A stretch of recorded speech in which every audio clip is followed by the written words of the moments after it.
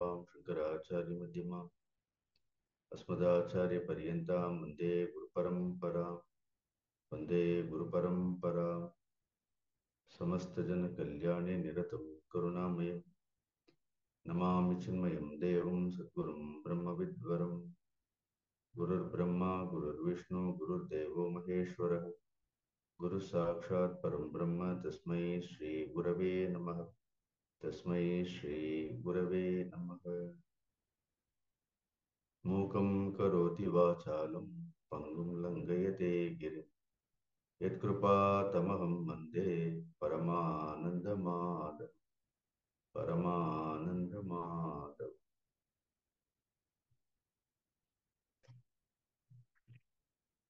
பகவத்கீதை 4வது அத்தியாயம் 13வது ஸ்லோகம் பார்த்தோம். So we started 14th ஸ்லோகம். 13வது ஸ்லோகத்தில் பகவான் ஸ்ரீ கிருஷ்ணர் 4 விதமான வர்ணங்கள் எவ்வாறு கர்மங்களினுடைய அடிப்படையிலும் மனிதர்களுடைய குணாதிசயங்களை அடிப்படையாக வைத்தும் வகுக்கப்பட்டது என்று பார்த்தோம்.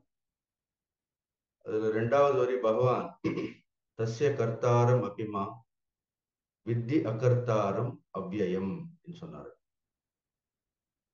இவைகளெல்லாம் உருவாக்கப்படுவதற்கு நான் ஒரு விதமாக காரணமாக இருந்தாலும் கூட நான் எந்த ஒரு காரணமும் அற்றவன், எந்த ஒரு கர்மமும் அற்றவன், எதையும் நான் உருவாக்கவில்லை, நான் அழிவில்லாதவன் என்பதை உள்ளபடி தெரிந்து கொள்ள வேண்டும் என்று பகவான் சொன்னார்.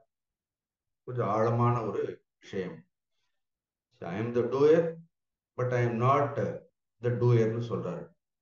நானே அனைத்தையும் சிருஷ்டிக்கின்றேன், ஆனால் நான் எதையும் சிருஷ்டிப்பது இல்லை என்று தெரிந்து கொள்ள வேண்டும். பின்னாடி கீதையில கூட இதே அத்தியாயங்கள் 7வது அத்தியாயம் 9வது அத்தியாயத்துல இன்னும் பகவான் இதை ஆழமாக புரிந்து கொள்கின்ற மாதிரி சொல்வார். They are in me, I am not in them சொல்றார். ஸோ அவைகளெல்லாம் என்னிடத்தில் இருக்கின்றது, நான் அவைகளிடத்தில் இல்லை. So they are in me but they are not influencing me or I am not influenced by them. நான் ஒரு பொழுதும் என்னுடைய சிருஷ்டியினால் பாதிக்கப்படுவதில்லை. அடுத்து நம்ம அது போக போக பகவான் என்ன சொல்றாருன்னு புரியும். இது பகவானுடைய ஸ்வரூபத்தை பற்றி சொல்றார். தஸ்ய கர்த்தாரம் அபிமா வித்தி அகர்த்தாரம் அவ்யயம். He indicates the nature of ஸ்வரூபம். See, when Lord takes Rupa, it is totally different. But அப்பொழுது கூட அவர் ஸ்வரூபத்திலே இருந்துதான் எல்லா ஒரு கர்மங்களையும் செய்கின்றார். When Lord takes the form, he doesn't forget his own self. இறைவன் அவதாரங்களை எடுக்கும் பொழுது, உயர்ந்த ஞானிகள் இந்த பூமிக்கு கீழே இறங்கி வரும் பொழுது, இடையிடற்று அவர்கள் எவ்வளவு கர்மங்களை செய்தாலும் கூட அவர்களுக்கு தங்களுடைய ஸ்வரூப விஸ்மிருதி, தாங்கள் யார் என்பதை அவர்கள் ஒரு பொழுதும் மறப்பது கிடையாது.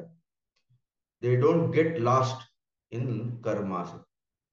But unfortunately, we are lost in everything. நாம் எல்லாவற்றிலும் தொலைந்து போனவர்களாக நாம் இருக்கின்றோம். So in order to remember or in order to remind our own nature, நம்முடைய உண்மையான ஸ்வரூபம் என்ன, இறைவனுடைய உண்மையான ஸ்வரூபம் என்ன, ஸ்வரூபத்தில் இறைவனுக்கும் ஜீவனுக்கும் எந்த ஒரு வித்தியாசமும் கிடையாது. When it comes to name and form, qualities, நாம ரூப குணங்கள், காரியங்களில் ஈஸ்வரருக்கும் ஜீவனுக்கும் நிறைய வித்தியாசம் இருக்கலாம். ஆனா ஸ்வரூபத்தில் என்ன கிடையாது, எந்த ஒரு வித்தியாசமும் கிடையாது. The ultimate purpose of any philosophy is to make us understand what is our essential nature. அதனால தத்துவத்தினுடைய உண்மையான நோக்கம் என்ன என்றால், நாம் நம்முடைய உயர்ந்த இயல்பினை எவ்வாறு அறிந்து கொள்வது என்பது. அதற்காக இந்த 14வது ஸ்லோகம் பகவான் சொல்றாரு. இது கர்ம சித்தாந்தத்திற்கு கூட ஒரு நுழைவாயிலாக இருக்கின்றது. So these slokas are all an entry point Not only for the karma siddhanta, through this karma siddhanta we try to understand the ஞானாபியாசம் இல்லைன்னா ஞான மார்க்கம். அதனால ஒரு கர்ம சித்தாந்தத்தை திருப்பி இங்கிருந்து பார்த்தீங்கன்னா 17வது ஸ்லோகத்துல இருந்து பகவான் 24வது ஸ்லோகம் வரைக்கும் பிரம்மார்ப்பணம் பிரம்மகவி ஸ்டார்ட்ஸ் ஹியர். இல்ல எக்ஸாக்ட்லி அடுத்து 15வது ஸ்லோகத்துல இருந்து 3வது அத்தியாயத்துல கூட நிறைய பகவான் கர்ம சித்தாந்தங்களை எல்லாம் சொன்னாரு. நம்ம அதெல்லாம் விளக்கமாக பார்த்தோம். இங்க கூட இப்ப 14 15 கூட கிடையாது, 16வது ஸ்லோகத்துல இருந்து இந்த 14ம் 15ம் he just introduces.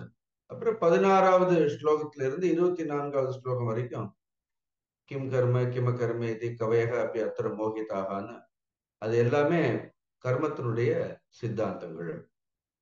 ஏன்னா நாம் பெரும்பாலும் கர்மத்திலேயே ஈடுபட்டவர்களாக இருப்பதால், கர்மத்தை தவிர்க்க முடியாதவர்களாக நாம் இருப்பதால், நமக்கு ஒரு உயர்ந்த விஷயத்தை சொல்லும் பொழுது கர்மத்தை சொல்லி சொல்ல வேண்டிய ஒரு நிர்பந்தம் ஏற்படுகின்றது.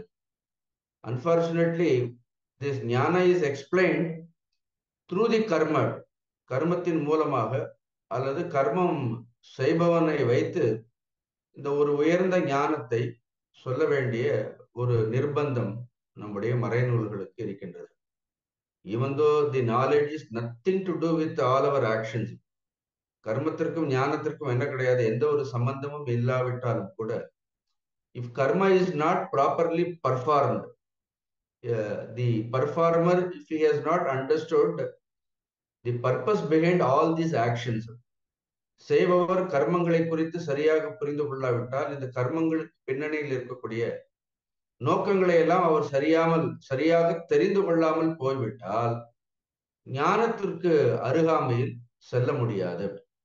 அதனால from the known we will try to explore the unknown. அதனால அறிந்த ஒன்றை வைத்துக்கொண்டு அறியாத ஒன்றை, தெரியாத ஒன்றை நாம் அறிந்து கொள்வதற்கு முயற்சி செய்கின்றோம். ஏற்கனவே ஏதா மாம் பிரபத்தியந்தே தான் சதைவ பஜாமியகம் மம வர்த்மா அனுவர்த்தந்தே மனுஷ்யா பார்த்த சர்வசன்னு பகவான் அங்கேயே கோடிட்டு காட்டி விட்டாரு. whoever worships in whichever form, in whichever way, the same way, in that same manner I also responded. இப்ப பகவான் என்ன சொல்றார், யார் வேண்டுமானாலும் என்னை எவ்வாறு வேண்டுமானாலும் வழிபடலாம். ஆனால் இப்படி வழிபட்டால் யார் வேண்டுமானாலும் எவ்வாறு வேண்டுமானாலும் என்னை புரிந்து கொள்ளலாம். ஆனால் இவ்வாறு புரிந்து கொண்டால் நல்லது. That is the gentle way of saying. இஷ்டப்படி நீ செய்யலாம், ஆனா இப்படி செஞ்சா நல்லது அப்படின்னு சொல்றோமா இல்லையா? whatever you wanted to do, you please do. But if you do this way, then you won't get bound. நீ கர்மங்களை இவ்வாறு செய்தால் கர்மம் உன்னை பந்தப்படுத்தாது. It is a simple open secret. இப்ப எல்லா கர்மங்களையும் செய்யலாம், கர்மத்திலிருந்து பந்தப்படாமல் இருக்கலாம் என்பதற்கு அது என்ன பெரிய ரகசியம் ஒன்றும் கிடையாது. பகவான் அதை ரொம்ப எளிமையாக இந்த பாடலில் சொல்லுகின்றார். நமாம் கர்மாணி பார்த்தோம் நினைக்கிறேன் போனவர். நமாம் கர்மாணி லிம்பந்தி நமே கர்ம பலே ஸ்பிருஹா இதி மாம் யோபிஜானாதி கர்மபிர் நசபத்யதே. That is the statement, the last word. Karmabihi nasabadhyate. Karmabihi means by karmas, by all the actions. எல்லா செயல்களினாலும் நச ச means that person, the karta, the doer, the performer. கர்மங்களை செய்பவன் ந பத்யதே. So there is a freedom not to get bound by all these karmas. கர்மங்களை செய்வதற்கு எந்த ஒரு சுதந்திரமும் இல்லைன்னு 3வது அத்தியாயத்துல பார்த்தோம். ஷரீர யாத்திரா பிஜத்தே ந பிரசித்தியே தக்கர்மணகன்னு பகவான் சொல்லிட்டார். ஷரீர யாத்திரைக்கு கூட கர்மங்களை செய்யாமல் நமக்கு இருக்க முடியாது. To do or not to do, we don't have freedom. So we have to do. அதுதான் இங்க அடுத்த ஸ்லோகத்துல பகவான் அது ஒரு இன்ஜங்ஷனாகவே, ஒரு கட்டளையாகவே அர்ஜுனனுக்கு அது சொல்ல போறாரு. அதனால கர்மங்களை செய்யக்கூடிய விஷயத்தில் நமக்கு என்ன கிடையாது, எந்த ஒரு சுதந்திரமும் கிடையாது. அதனால ஏதாவது ஒண்ணு செய்துட்டே இருப்போம். But how not to get bound by those karmas, அந்த கர்மங்களினால் பந்தப்படாமல் இருப்பது எவ்வாறு, அது ஒரு உயர்ந்த ஒரு விஷயம். இப்ப பகவான் சொல்றார், நமாம் கர்மாணி லிம்பந்தி. He starts from himself. So மாம், மாம்னா தன்னைத்தானே. The Ishvara himself is addressing.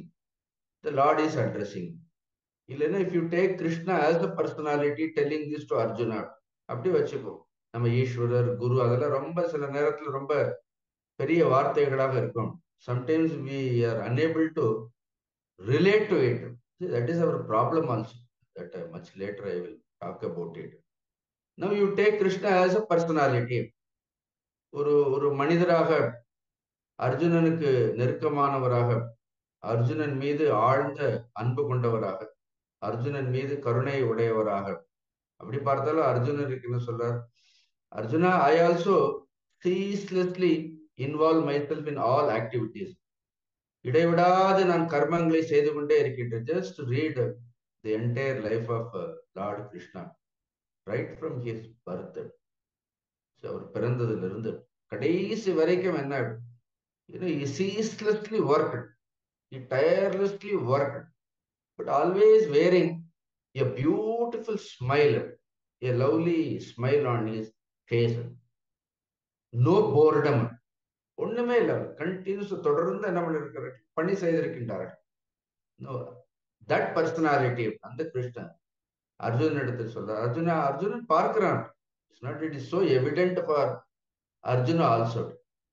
எந்த இடத்துல எல்லாம் அர்ஜுனன் தடுமாறுகின்றானோ அந்த இடங்களில் எல்லாம் கூட பகவான் நிதானமாக நின்று கொண்டேதான் இருக்கிறார். The situation is same. சூழ்நிலைகள் ஒரே மாதிரி. It is not a different situation for the Lord. Please understand. பகவானுக்கு அதே சூழ்நிலைகள் தான், பகவானுக்கு அதே கர்மங்கள் தான். He is also standing in the same place, facing the same kind of situation, but the personality is totally different. அதனால சில நேரம் வெளியில் பார்ப்பதற்கு ஞானியும் அஞ்ஞானியும் ஒரே இடத்திலேயே இருக்கிற மாதிரியே இருக்கும். அவர்கள் இருவரும் ஒரே கர்மங்களை செய்கின்ற மாதிரியே தோன்றும். பெரிய விஷயமா தெரியல, வித்தியாசம் தெரியல. இவரும் காலையில் எழுதிருக்கிறார், பல் குடிக்கிறார், பல் தேய்க்கிறார், சார் பல் தேய்க்கிறார், காஃபி குடிக்கிறார், எல்லா காரியங்களையும் செய்துட்டே இருக்கிறார். நம்மள மாதிரிதான் போறார் வர்றார் தோன்றும். But the inner attitude, inner person, that is more important, because அங்க that inner being is not a personality, therefore we cannot recognize it. Outer form has some personalityங்கிறதால அது நம்ம அது தேர்றதான் பார்க்க முடியுது. உள்ள இருக்கக்கூடிய அந்த ஞானத்திற்கு அதுக்கு என்ன கிடையாது, எந்த ஒரு வடிவமும் கிடையாது. It is just state of being. அதனால எப்பொழுதும் ஞானிகள் எந்த மனோபாவத்திலிருந்து கர்மங்களை செய்கின்றார்கள்னு நம்ம சொல்ல முடியாது. அதனால அவர்கள் செய்யக்கூடிய எல்லா கர்மங்களையும் நாம் செய்ய முடியாது. We cannot imitate them. It is impossible to imitate Gnanis. ஞானிகள் என்ன பண்ண முடியாது, இமிட்டேட் பண்ண முடியாது. பட் நாம என்ன கர்மங்களை எல்லாம் செய்கின்றோமோ அதே கர்மங்களை எல்லாம் அவர்கள் செய்வார்கள். They can perform. There are so many Gnanis, they are married also. எவ்வளவோ ரிஷிகள் திருமணம் செய்து கொண்டார்கள், குழந்தைகள் எல்லாம் இருக்கிறார்கள். அதுக்காக திருமணம் செய்து கொண்ட எல்லாரும், குழந்தைகள் இருக்கக்கூடிய எல்லாரும் ரிஷிகளாக இருக்கின்றார்களா? Then it is totally a different question. அப்படி இருக்கணும், எல்லாரும் ரிஷிகளாக இருக்கணுங்கிறது தான். பட் நாம் செய்யக்கூடியதை அவர்களால் செய்ய முடியும். They can come to our level, they can come down to our level and they can be with us. ரொம்ப சாதாரணமாக இருக்கலாம், ஆனால் ஒரு பொழுதும் நம்மால் அவர்கள் இருக்கக்கூடிய நிலைக்கு உயர்ந்து செல்வதுங்கிறது ரொம்ப கடினமான ஒரு விஷயம். அதனால இட் இஸ் வெரி சட்டில், இது ரொம்ப சூக்ஷ்மமானது. But this is how you should understand me அப்படின்னு சொல்றாரு. அர்ஜுனன் சொல்லும் பொழுது ரொம்ப தெளிவா சொல்றாரு. It is not mouth talk, lip talk இல்லை. இது ஏதோ அவருக்கு அவருடைய நாக்கிலிருந்து வரக்கூடியது கிடையாது. He absolutely talks from the standpoint of supreme reality. It makes sense for him. Sometimes what we speak, should make a sense for ourselves. நாம என்ன பேசுறோம், எந்த நிலையிலிருந்து பேசுகின்றோம் என்பது ரொம்ப முக்கியமான ஒரு விஷயம். எந்த இடத்துல இருக்கிறோங்கிறது. பகவான் எந்த இடத்துல இருந்தாலும் கூட தான் யார், தன் உண்மையில் எங்கிருக்கின்றோங்கிறது அது அவருக்கு எப்பொழுதுமே தெரிந்தே இருக்கின்றது. அதனால he talks from the supreme standpoint. See, when you reach that level, that state, அந்த நிலையில் அந்த ஒரு தளத்தில் இருந்து கர்மங்களை செய்யும் பொழுது எப்படி ஆசைகளே தோன்றாது அப்படிங்கிறது ரொம்ப ஆச்சரியமான ஒரு விஷயம். எது தூய வடிவாக இருக்கின்றதோ, எது கலங்கமற்றதாக இருக்கின்றதோ அதில் ஆசைகள் எழாது. நல்ல ஞாபகம் வச்சுக்கோங்க. This is the point. Gurudev also begins his commentary this way only. See, that which is so pure, which is not tainted by anything. எது தூய்மையாக இருக்கின்றதோ, எது கலங்கமற்றதாக இருக்கின்றதோ, in that pure self, desires cannot germinate னு சொல்வார். அங்கிருந்து என்ன பண்ண முடியாது, ஆசைகள் அப்படிங்கிறது எழாது. அப்ப அந்த நிலையில் இருக்கக்கூடியவர்களுக்கு, ஈஸ்வரனுக்கு அப்ப ஆசைகளே இருக்காதுன்னு என்ன அர்த்தம்? The desires will be so spontaneous. So அங்கே ஆசைகள் என்பது மிகவும் இயல்பாக, உள் நோக்கமற்றதாக, எந்த முரண்பாடுகளும் இல்லாததாக இருக்கும். So this is how we should understand. That which is very spontaneous, which is natural, which do not contradict with anything, no contradictions. Please understand that is not a desire. நம்மளோட அதெல்லாம் ஆசைகளுடைய வகையில சேர்க்க முடியாது. அந்த ஆசைகள் மனிதர்களை ஒரு பொழுதும் பந்தப்படுத்த முடியாது. There are certain desires. They are so spontaneous expression. இப்ப பசிக்குது, உடனே என்ன பண்றோம், சாப்பிடணும்னு நினைக்கிறோம். It is a spontaneous response. அது ஒரு ஆசை கிடையாது. அதனால you understand throughout 24 hours how many times we are spontaneous. எத்தனை முறை நம்ம ஸ்பான்டேனியஸா இருக்கிறோம், எத்தனை முறை ரொம்ப நேச்சுரலாக இருக்கிறோம். See, all our actions, if you see that, everything is born out of our memory. அநேக நேரங்களில் நாம் நம்மளுடைய காரியங்கள் எல்லாமே ஒரு நினைவுகளில் இருந்து, ஏதாவது ஒரு உள்நோக்கத்தில் இருந்து அது எழுந்து கொண்டே இருக்கும். அது ரொம்ப ஸ்பான்டேனியஸா நேச்சுரலா ஒரு காரியத்தை செய்யறதுங்கிறது ரொம்ப கஷ்டம். பட் பகவான் சொல்லும் பொழுது நமாம் கர்மாணி லிம்பந்தி means he says that my essential nature is so pure, it is untainted. Therefore Arjuna desires like any other ordinary person. மற்றவர்களுக்கு ஆசைகள் எழுகின்ற மாதிரி என்னுடைய உள்ளத்தில் அம்மாதிரியான ஆசைகள் எழாது. My desires are so natural, so spontaneous. I just respond to this world. அதைதான் எவ்வளவு அழகாக சொன்னார். தான் சதைவ பஜாமியம் மம வர்த்மா அனுவர்த்தந்தே. I spontaneously respond to the situation or to the people, the way in which they respond. Just like a mirror அங்க கூட நான் சொன்னேன். I will just extend this mirror example much later. So நமாம் கர்மாணி லிம்பந்தி, ரொம்ப அழகாக சொல்றார் அர்ஜுனா. எந்த ஒரு கர்மங்களும் என்னிடத்தில் ஒரு கலங்கத்தை ஏற்படுத்தாது.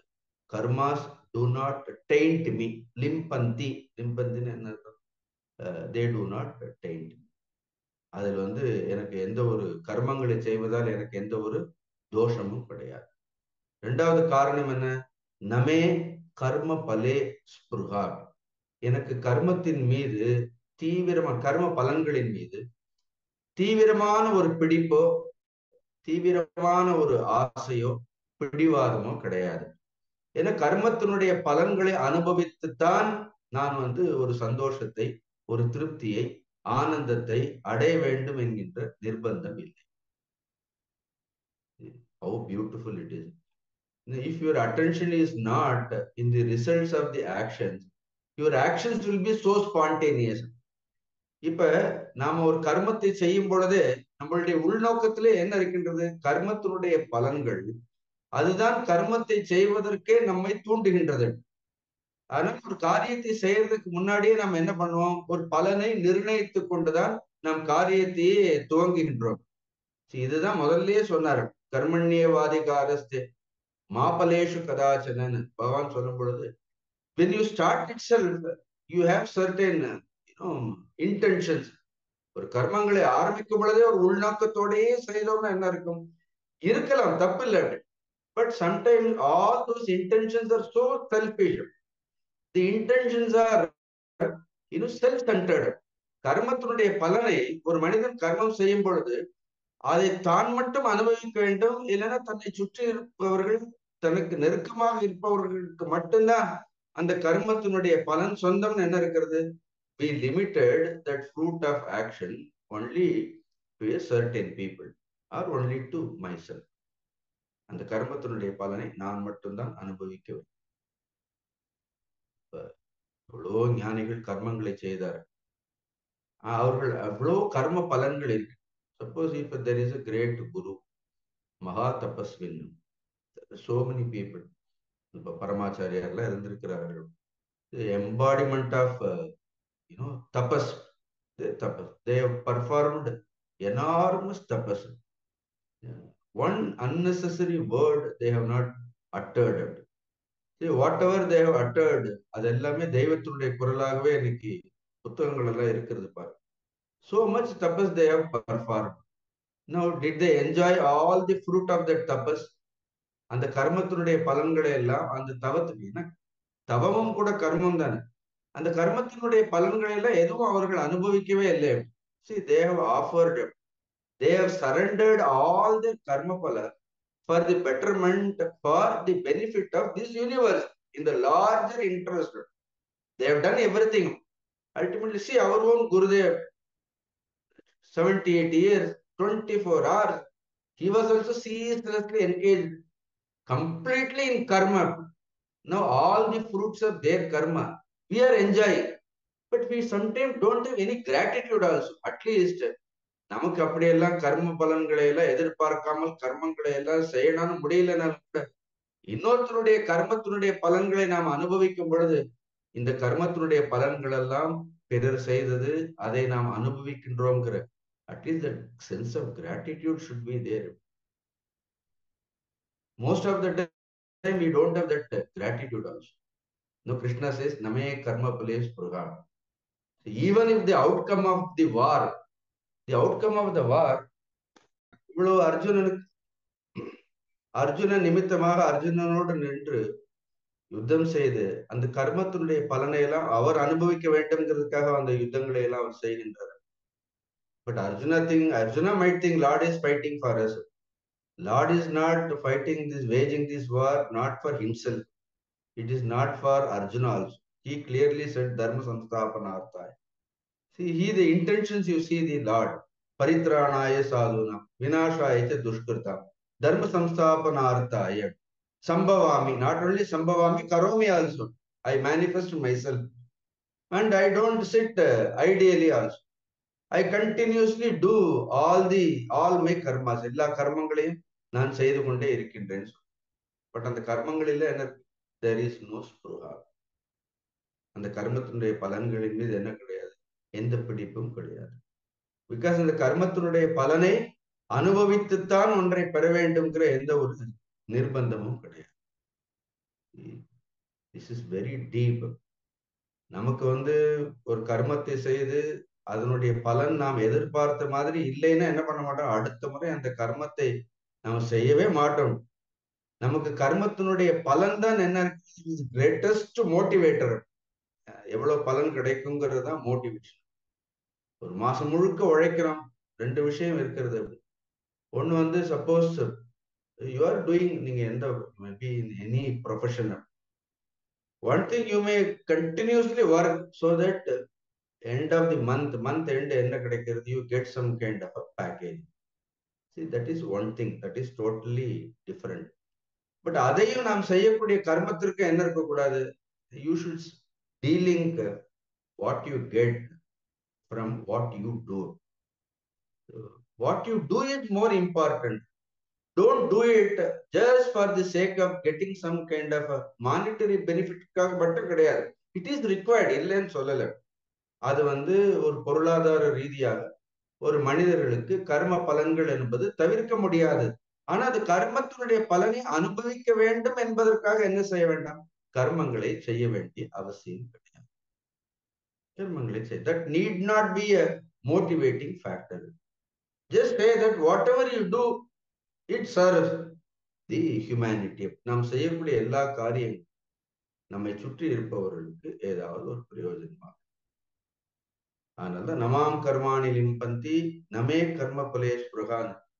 இதை சொல்லும் பொழுது கிருஷ்ணர் வந்து அர்ஜுனன் ஜஸ்ட் இமேஜின், அர்ஜுனன் முன்னாடி நின்று கொண்டு என்ன பண்றாரு அப்படின்னா, அர்ஜுனன் நீ எதையும் பார்க்க வேண்டாம், என்னை மட்டும் பார்ன்னு சொல்றாரு. You just look at me.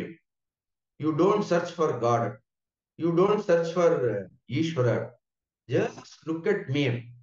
I am just standing in front of you.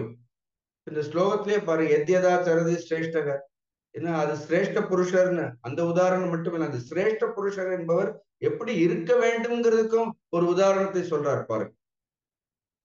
சிரேஷ்ட புருஷருக்கு உதாரணம் சிரேஷ்ட புருஷர் அதையும் சொல்லி அவர்கள் எவ்வாறு இருக்க வேண்டும்ங்கிறதுக்கு உதாரணத்தை பகவான் இதுல சொல்லுகின்றார். அதாவது area almost he talks like Eswarar. அதனாலதான் நான் கடந்த முறை சொன்னேன், there are many schools of thought which doesn't accept ஈஸ்வரா. ஈஸ்வரரை ஏற்றுக்கொள்ளக்கூடாத இல்லாத மதங்கள் எல்லாம் இருக்கிறது. புத்தர் கூட very clear, in my path there is no ஈஸ்வரன்றார். he never denied Eswara, he never criticized Eswara. Eswarar criticize பண்ணல, deny. is that my path is to directly to the self. there is no, நம்மளுடைய மதங்கள்லயே கூட ஷட்தர்ஷனங்கள்ல கூட சாங்கியம் ஈஸ்வரரை ஏற்றுக்கொள்வது கிடையாது. பட் யோகம் என்ன பண்றது? பதஞ்சலி என்ன பண்றார்? யோகங்களில் என்ன பண்றார்? ஈஸ்வர பிரணிதானத்வா அப்படின்னு ஈஸ்வரரை ஏற்றுக்கொள்கின்றார். It is up to the individual. இதை வந்து நம்மளுடைய மதத்தினுடைய குறையாகவோ நிறையாகவோ எடுத்துக்கொள்ள முடியாது. பட் நம்மளுடைய it's caters to everybody's need. இப்ப உபநிடதங்களே படிக்கின்றோம். ஆத்மனா விந்ததே வீரியம் வித்யா அமிர்தம் அஷ்ணுதேன்னு சொல்றது. So a man gains strength from his own self. ஒரு மனிதனுக்கு வீரியம், வீரியம்னா சாமர்த்தியம், சாமர்த்தியம் அந்த பிரம்மத்தை அறியக்கூடிய அந்த சாமர்த்தியம். தேர் த வீரியம் இஸ் எ ஃபர்ம் கன்விக்ஷன் சொன்னேன். ஒரு உறுதியான தீர்மானம்ங்கிறது உள்ளிருந்துதான் வருகின்றதுன்னு சொல்லிட்டாரு. இப்போ உதாரணத்திற்கு நாமளே டே டு டே லைஃப் ஒரு காரியத்தை செய்வதற்கும் ஒரு காரியத்தை செய்யாமல் இருப்பதற்கும், just to perform something, not doing something, decided not to do something. I want to do this, I don't want to do this. இந்த காரியத்தை நான் செய்யணும், இந்த காரியத்தை செய்ய வேண்டாம் அப்படின்னு நிர்ணயிக்கக்கூடிய விஷயத்துல அப்படி நிர்ணயித்த பிறகு having taken a firm resolution, hereafter I will do these karmas, I will not perform these kind of actions. Suppose if you take that kind of a resolution, it is easy to take resolutions. அப்படி ஒரு தீர்மானங்களை, அப்படி ஒரு நிர்ணயங்களை எல்லாம் எடுக்கலாம். ஆனா அந்த நிர்ணயத்தின்படி அந்த காரியங்களை செய்வதற்கும் அதை செய்யாமல் இருப்பதற்கு என்ன தேவைப்படுகின்றது அப்படின்னா, you need a tremendous strength to firmly get rooted on your own resolution. அப்போ உபனிஷத் சொல்றது புரியும். ஆத்மனா விந்ததே வீரியம். அந்த வீரியத்திற்கு வேணும்னா வித்யா, you must be equipped with that kind of knowledge. Your intellect should be filled with that kind of knowledge. நமக்கு வந்து அவ்வளவு உறுதியான உயர்ந்த விஷயங்களை குறித்த ஞானம் இருக்கிறது. பட் ஜெனரலி அவர் மைண்ட் இஸ் வீக். நமக்கு அவ்வளவு மனோபலம் இல்லாத பொழுது we need a support. Then we have to take the support of the Lord. Then நம்மளுடைய சாஸ்திரங்கள் என்ன சொல்றது? Then take the support of the Lord. No, don't depend on yourself. You do. அதனால உன்னுடைய பலம், உன்னுடைய பலவீனம் இதை சார்ந்து இருக்காமல், பலமோ பலவீனமோ அதை முழுமையாக ஈஸ்வரரிடத்தில் அர்ப்பணித்து விடு. இப்ப அதர்வைஸ் என்ன ஆகுதுன்னு நல்லா யோசிச்சு பாருங்க. நமக்கு ஒரு பலவீனம் இருக்கிறது, ஒரு இயலாமை இருக்கின்றது. அந்த பலவீனமோ அந்த இயலாமை it will make us more weak. அது திரும்ப திரும்ப அந்த பலவீனம் இயலாமை என்ன நம்ம மேலும் மேலும் பலவீனர்களாக இயலாமையோடு நம்ம என்ன விடும் ஆக்கி. Instead, Lord says, don't worry about your shortcomings. don't worry about your weaknesses. You make 100 resolutions and you break it for 1,000 times. Never mind. So, but then at least you remember me. See, I will take care of your resolution.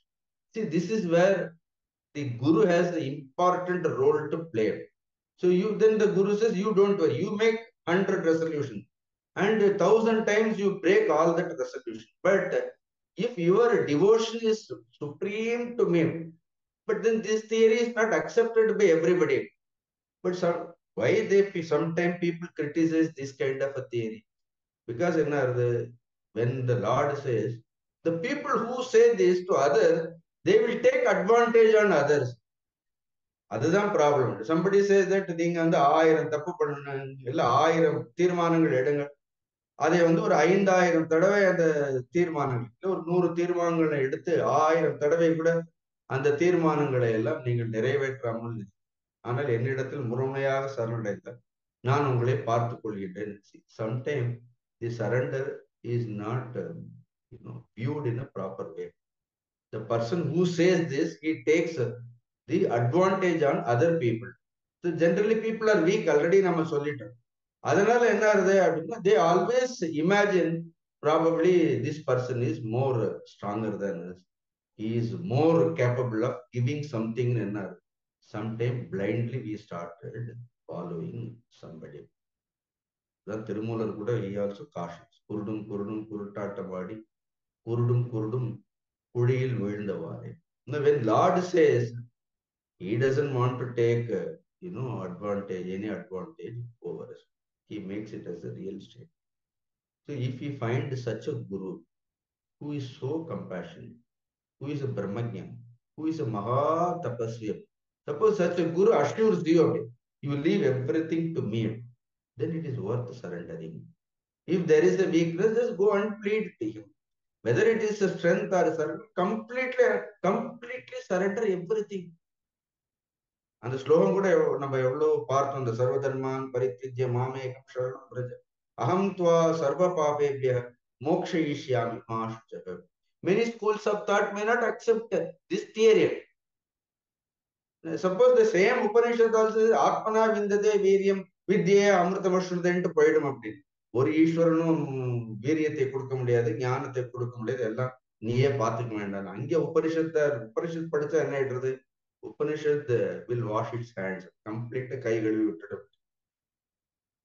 But not everyone is capable. அப்போ according to their capacity என்ன ஆகுது? Sometimes the idea of the Ishvara and all the jiva surrendering to that idea is introduced. If someone is a real Ishvara, then he will not take advantage of it. அவர்கள் சரணடைந்தவர்களை பிறருடைய பலவீனத்தை தங்களுக்காக பயன்படுத்தி கொள்ள மாட்டார்கள். Therefore, பகவான் என்ன சொல்றார்? 2வது வரியில சொல்றார், இதி மாம் யோ அபிஜானாதி. மாம் இவ்வாறாக, இதி இவ்வாறாக, மாம் அபிஜானாதி. மாம் ஜானாத்தினா, ஜானாதி means just to know. அபிஜானாத்தினா என்ன அர்த்தம்? See, the அபி word கேனோபனிஷத்துலயும் பார்ப்போம். அடுத்த ஸ்லோகங்கள் அபிபஷ்யத், அபித்ராவத், நிறைய இடத்துல அபி அபி அபின்னு வரும்.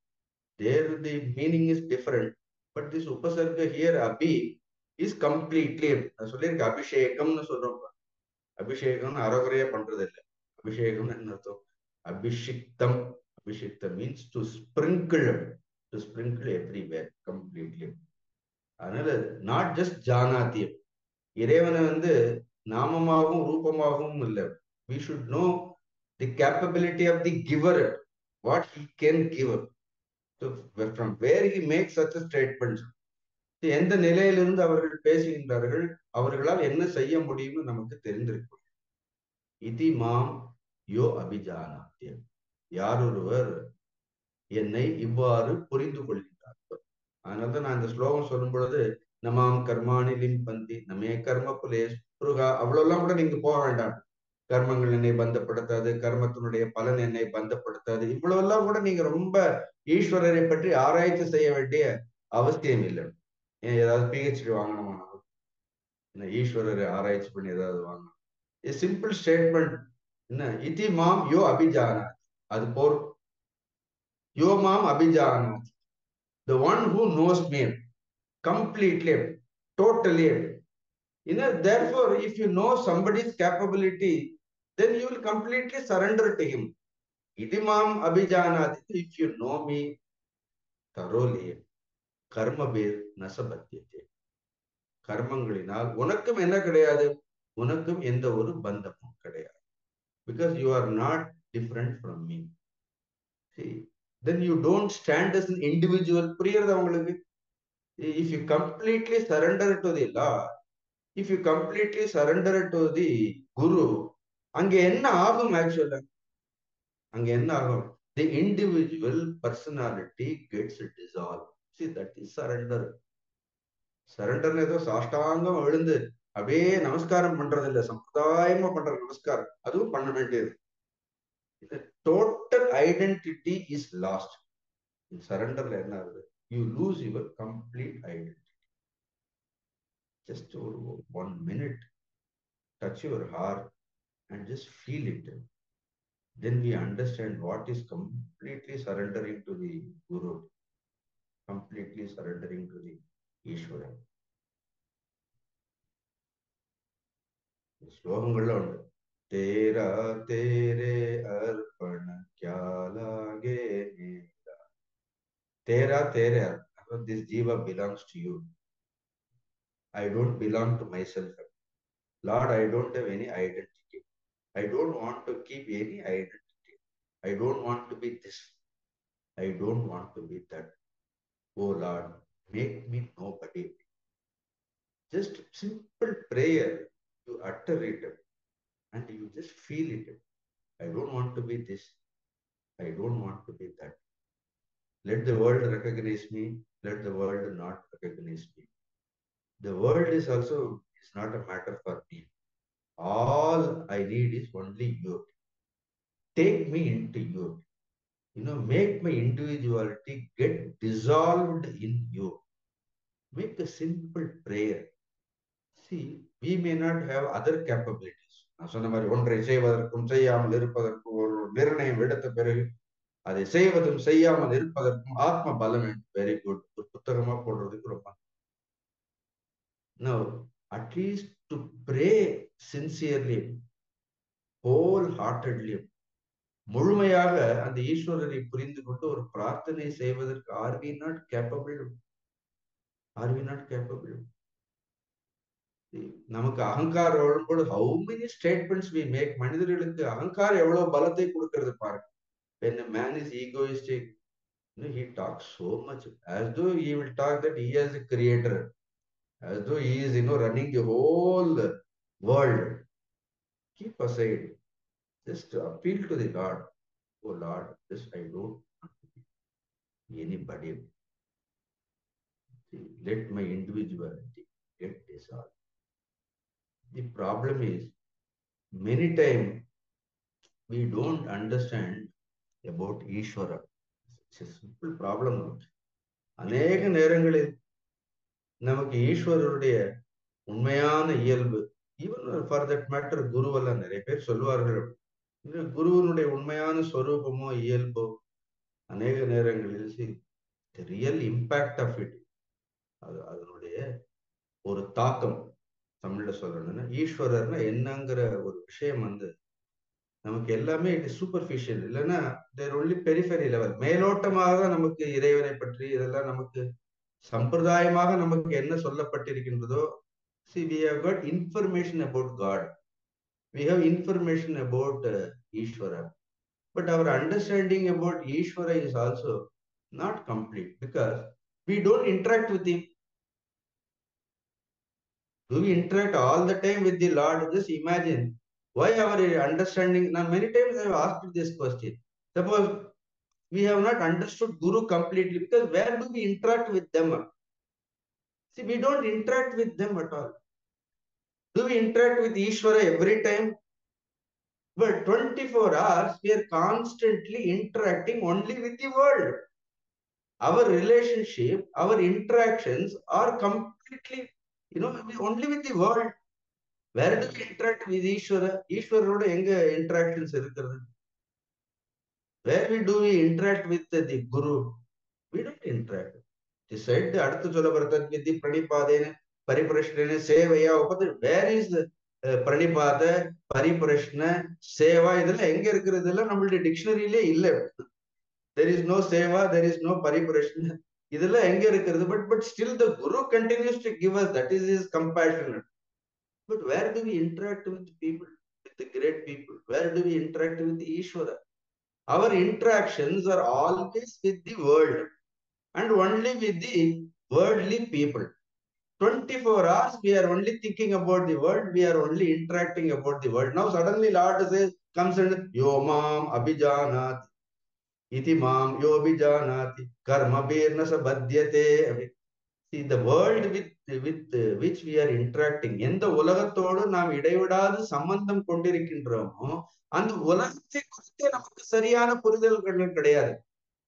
See, we have not understand about, constantly we are ஒரே வீட்டுல காலையில இருந்து சாயங்காலம் வரைக்கும் ஒரே முகத்தை பார்த்துட்டே இருக்கிறோம். But still we say that we are not able to understand each other னு சொல்றோம். The world which you are constantly reacting, responding, relating, we are not able to understand that world. Now what to talk about Ishvara? Now how much it can be explained? Because our understanding about the world is also not complete. Another போன முறை நான் சொல்லும் பொழுது, see, for us, God also is energy. See, we need God only for our world. Just imagine, you remove God, you remove your God from your world, separate it. None of my worldly things, I don't need God. இல்ல, நம்மளோட கடவுள்ங்கிறது கூட நம்முடைய உலகத்திற்கு தான் தேவை. See, we have created our own little world. In that world, we have so many desires to fulfill that. And sometimes we are doubtful about our own capabilities. Therefore, in order to fulfill our desires, we need some victim of it. Sometimes God is victimized only just to fulfill all our desires. So we need God, but not God alone. We need God to fulfill all our desires in our own small world. நம்முடைய சின்ன உலகில் இருக்கக்கூடிய பெரிய ஆசைகளை பூர்த்தி செய்வதற்கு இறைவன் நமக்கு வேண்டும். So for us, our God is nothing but our own world. Remove the world. Remove all the prayers, worldly prayers, all your needs. Then people don't worship God. You go to God, God, I don't want anything. நீ ஒண்ணு எனக்கு கொடுக்க வேண்டாம். Because already you have given enough you have given. I want only you. நீ மட்டும்தான் வேணும்னு நம்ம எவ்வளவு சொல்றோம். There is no God alone கிடையாது. In our life, God is also there. See, only very people, for them, God alone is there. For many people, God is also there. And that God faithfully should fulfill all the desires. Otherwise, our faith also, our faith is also not firm. Now, then how we can understand God? If idi yomam abhijanadina, if all the time we interact only with the world with which we interact, we cannot understand that world also properly. Then how can we understand God without interacting with the God? How can we know about the Guru, his greatness, unless if we don't live with them, if we don't interact with them? No interaction. Nothing is there. Then how we will understand? Even for a moment, every day, if you just remember the Guru, you have some interest, then we will understand what is their greatness. Now, the world also we should properly understand. No, I don't want to touch that part today. Now, the understanding of the world itself is not very clear. And right from our childhood, we are told only to fill the life. பிறந்ததுல இருந்து நமக்கு என்ன சொல்லியிருக்கிறார்கள், அது ஏற்கனவே சொல்லியிருக்கிறேன்னு நினைக்கிறேன். I would have told in different context. We are only told to fill the life. பிறந்த உடனே என்ன பண்ண ஒரு பேரை வச்சுட்டாங்க, எல்லாம் வச்சாச்சு நமக்கு. ஏன்னா ஆரம்பத்துல இருந்து என்ன பண்ணி படிக்கணும் படிக்கணும் படிக்கணும். We are filled our life only with நீ டாக்டர் ஆகணும், இன்ஜினியர் ஆகணும், அது ஆகணும். அதுக்கப்புறம் என்ன பண்ணணும், கல்யாணம் பண்ணிக்கணும், குழந்தைகள் வேணும், வீடு வாங்கணும். We are also continuously வாழ்க்கையில் என்ன பண்றோம், we are filling our life with so many things, but we have never observed the life. வாழ்க்கையை எவ்வளவோ விஷயங்கள். அதனால்தான் உபநிடங்கள் சொல்லும், ந கர்மனா ந பிரஜையான தனேன அப்படின்னு என்ன, we have filled our life only with karma, dana and praja. Na karmana prajaya na dana, only praja. Praja related to all our children, grandchildren, all the time it is only praja. இல்லைன்னா கர்ம, இல்லைன்னா தனம். இந்த மூணு தாண்டி என்ன இருக்கிறது? We have filled our life continuously. Suddenly one day, in spite of all that, we feel empty. Life becomes empty. அப்ப என்ன பண்ணுவோம்? When there is no karma to do, or when we are not capable of performing any karma. நல்லா imagine பண்ணி, எந்த கர்மங்களும் செய்ய முடியல. Suppose உட்கார்ந்த இடத்த விட்டு எழுந்திருக்க முடியலன்னு வை, அது மாதிரி அந்த நிலைமை யாருக்கும் வரக்கூடாது. ஒன்னும் செய்ய முடியல. Then there are no prajas also. Those children also not around us. Money is there, but அந்த பணத்தை வச்சுட்டு என்ன பண்றது அப்படின்னு, physically I am not able to do anything. The money which I have earned is also I am not able to enjoy it. Then என்ன ஆகும்? At that time, again you are empty. No, at that time when there is an emptiness, what you will do? Then you will just take your old book, the memory book எடுத்துடும். உடனே என்ன பண்ணுவோம்? நமக்கு ஒரு பெரிய புத்தகம் இருக்கு, the book of memories. So as long as when we perform, you just keep, when there is nothing to do, then mind falls back only to that old memories, dead memories. It will just only revel in memory. So this is what our life is. When எல்லாம் நமக்கு செய்யறதுக்கு ஆற்றல் இருக்கும்போது, we just fill life only with all external things. When it is not there, we fall back to memories. உட்கார்ந்து என்ன பண்ணுவோம்? School gathering. என்ன பண்றது இப்படியே பார்த்து, we are not able to live in this moment. We have lost all our freshness. See, when you look at somebody, the amount of memories they carry, it is a burden, it is a load. Just let go all. You don't live on memories. This is, I always insist, just don't live on memories. Just be fresh.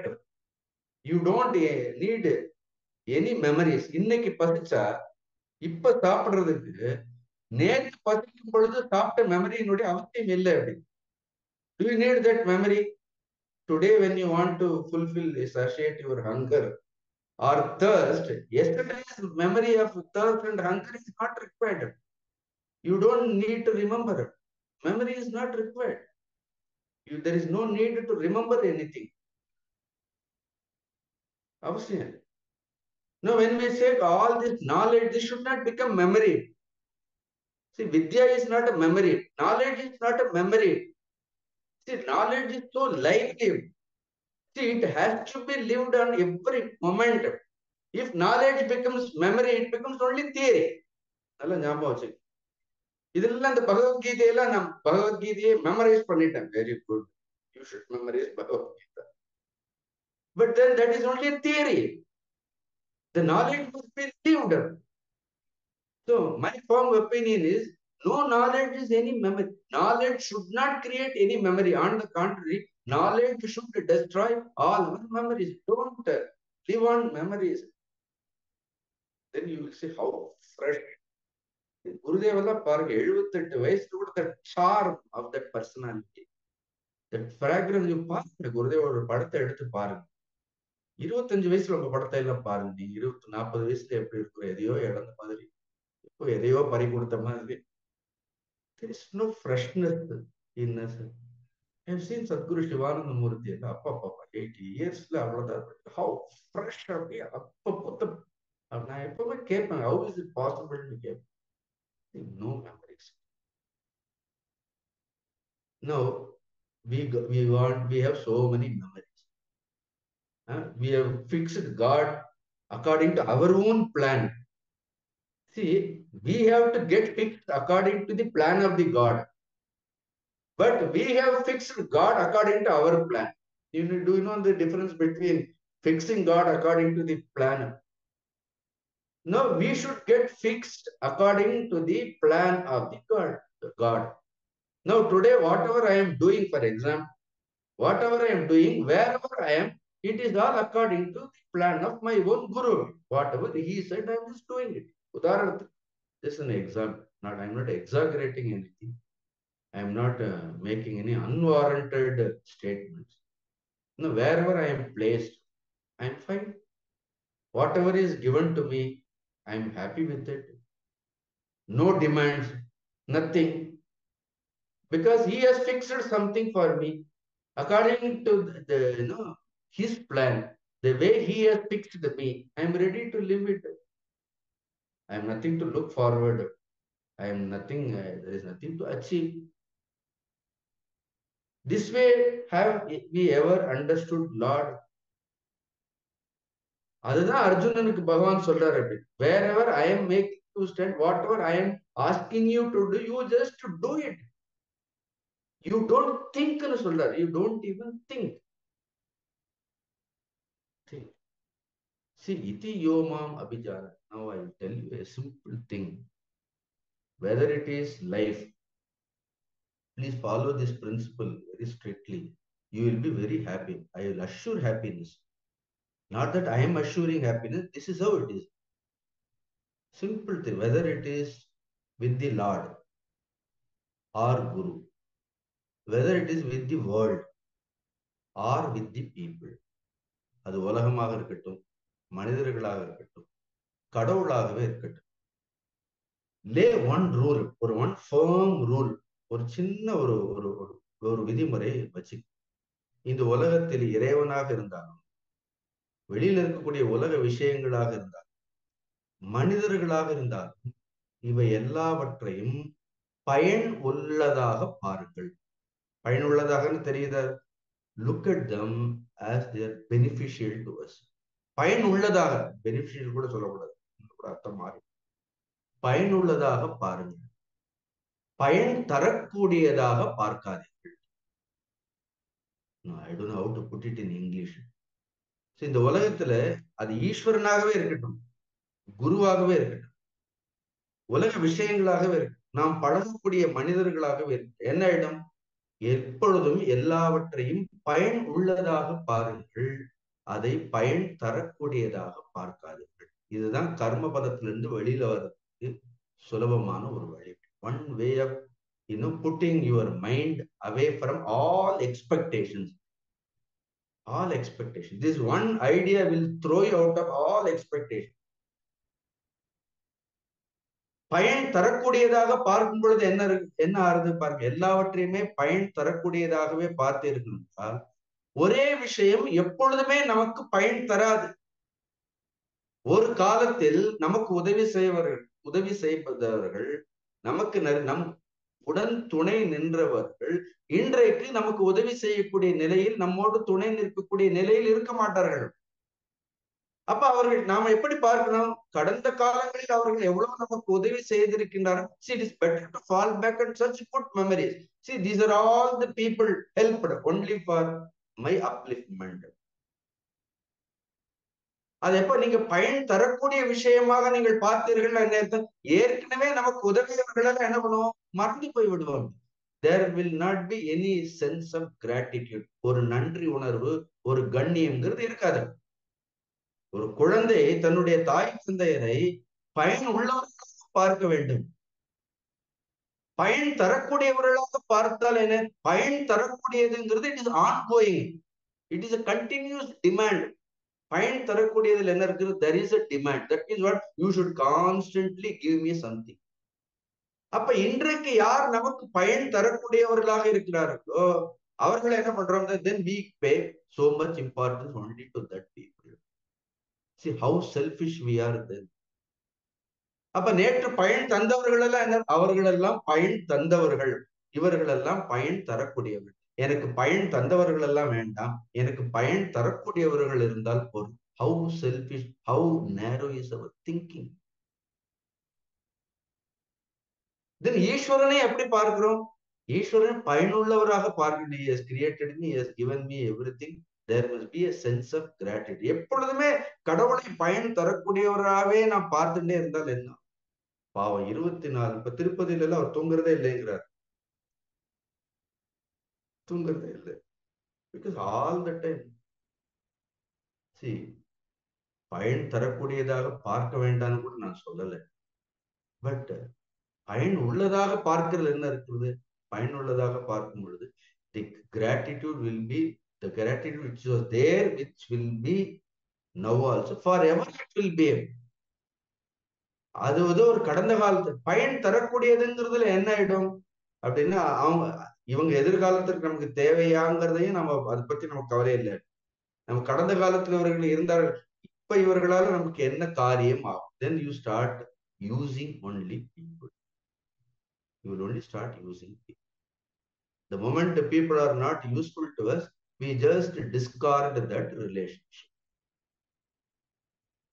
புரியுதா உங்களுக்கு? அப்ப யோமாம் அபிஜானாதீன, see, you should see God as your own indwelling self, the one who presides over your individuality. Ultimately இங்க சொல்லும் பொழுது ஞானத்தை சொல்றாரு. Here when Acharya writes அபிஜானாத்தின்னா ஆத்மத்வேன அபிஜானாத்தின்னு சொல்லிடுவார். when he writes in பாஷ்யம் ஆத்மத்வேன அபிஜானாதி, அட்லீஸ்ட் நான் அதை தமிழ்ல டிரான்ஸ்லேட் ஆத்மார்த்தத்வேன அபிஜானாதி. நீங்க ஆத்மத்துவமா உங்களுக்கு தெரியலன்னு கூட ஒரு ஆத்மார்த்தமாக பார்க்க வேண்டாமா இல்லையா? Is it important? ஆர் இப்ப ரிலேஷன்ஷிப்ல எதுலயும் என்ன கிடையாது, ஆத்மார்த்தமாக என்ன இல்லை, நீங்க ஆத்மத்மாவை பார்க்க வேண்டாம், விட்டுடுங்க, அது ரொம்ப பெரிய விஷயம்.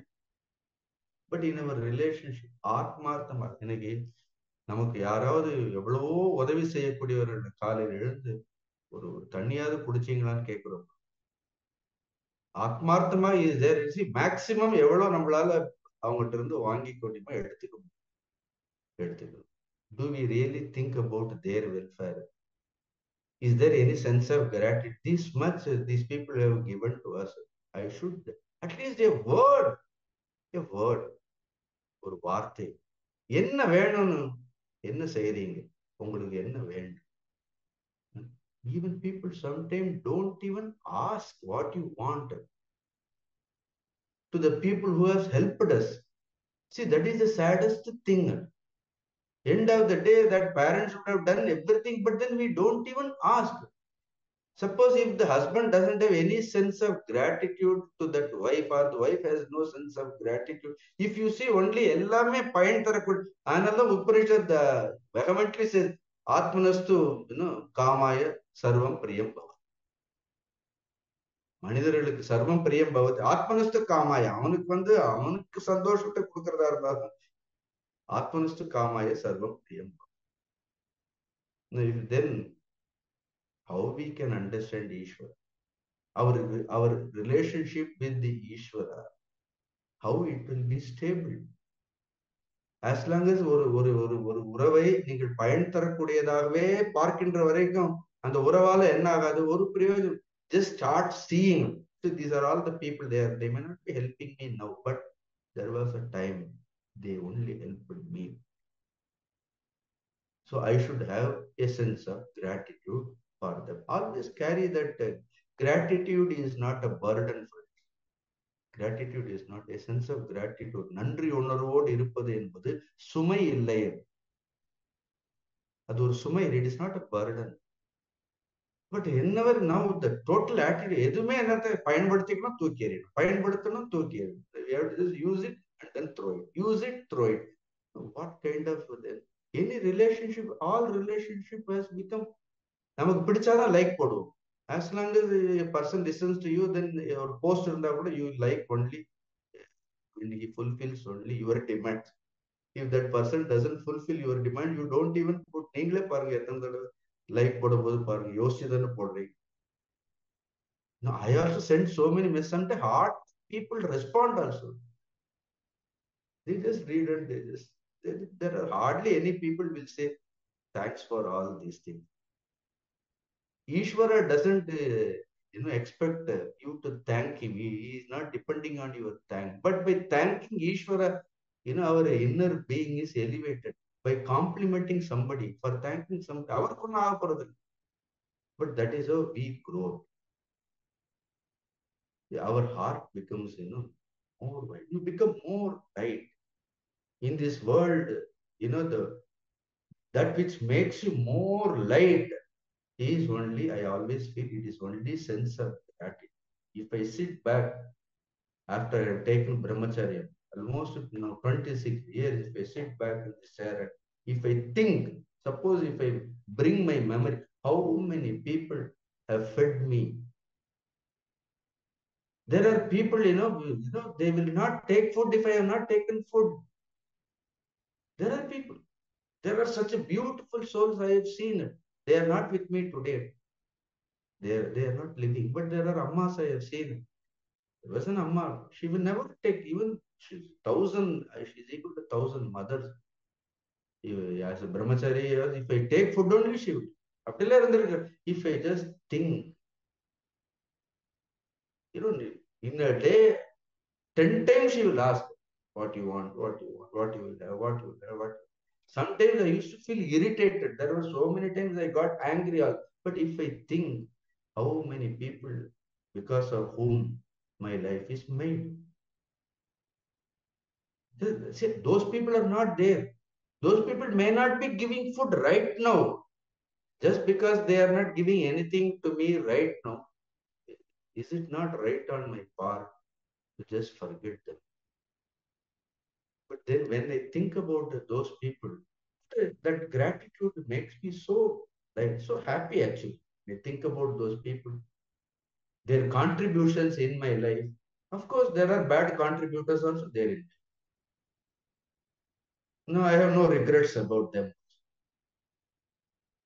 No regret. There are people who criticize. There are who people condemn. Though there are people who spoke at your all there is a sense of gratitude for them also. Because of them I could realize my mistakes. My shortcomings are known only because of them. Why should I hate them? Such people are required. They were also sent by Ishwar. இப்ப புரியுறதா? இதிமாம் யோ அபிஜானாத்தின்னா this is have Arjuna. அர்ஜுனனுக்கு என்ன all the time அவனுக்கு வேலைக்காரன் இல்லை, அவனுக்கு தேரோட்டி இல்லைங்கிறது தெரிஞ்சுக்கோ. உனக்கு தேரோட்டுறதுக்கு மட்டும் கிருஷ்ணர் வேணும்னு நீ நினைச்சுக்காத. எவ்வளவு அழகா சொல்லிட்டு இருப்பார், சொல்லாம சொல்லிட்டார். Don't look at me as your chariot. இங்க போய் நிறுத்து, அங்க போய் நிறுத்து. நான் சொல்ற வேலையெல்லாம் நான் கேட்கிறேன். But you must be show your gratitude. This is the simple sun. நீங்க முதல்ல நமாம் கர்மாணி லிம்பத்தி நமே அதெல்லாம் எடுத்துடுங்க, அதெல்லாம் இருக்கட்டும்.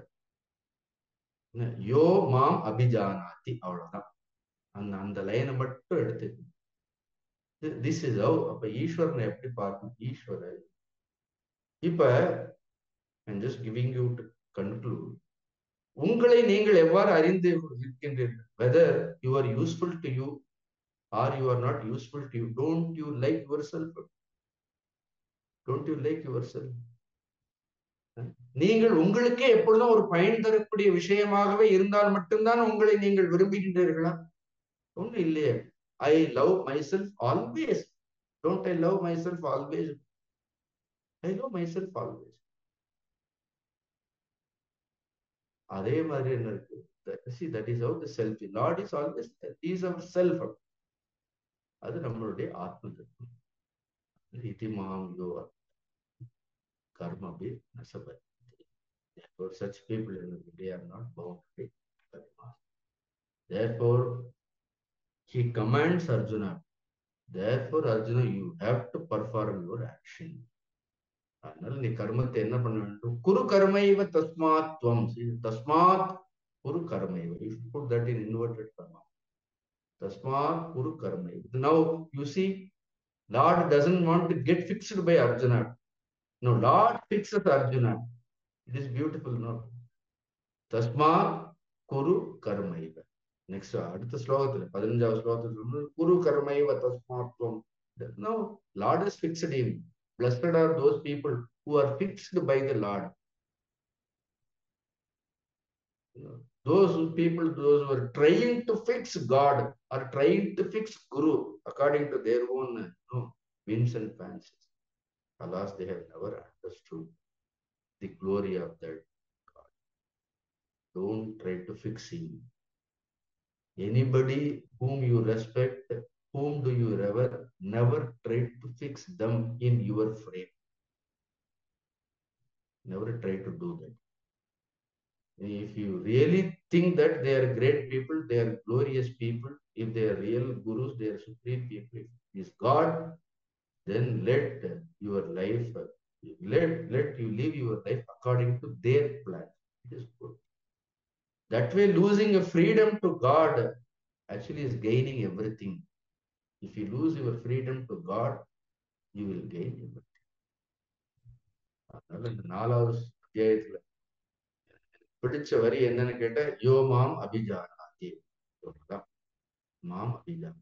This way you understand God. Then we will understand the world also. அதனால what is the takeaway message? See, this world is also நமக்கு பயனுள்ளதாக இந்த உலகை பாருங்க. பயன் தரக்கூடியதாக இந்த உலகை பார்க்காது. அப்ப என்ன ஆயிடும்? எல்லார் இடத்துல ஒரே மாதிரி இருப்போம் பாருங்க. எல்லார் இடத்துல ஒரே மாதிரி இவங்களை ரொம்ப பிடிக்கும், அதெல்லாம் ஒண்ணுமே இருக்காது. This is how we should.